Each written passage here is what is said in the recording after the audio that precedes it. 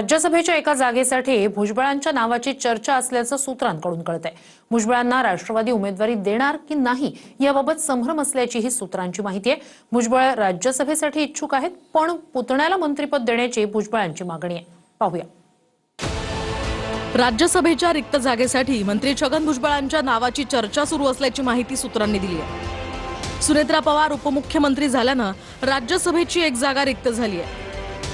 सुनेत्रा पवार यांच्या राजीनाम्यानंतर राज्यसभेच्या या जागेवर कुणाची वर्णी लागणार याविषयी तर्कवितर्क लढवले जात होते।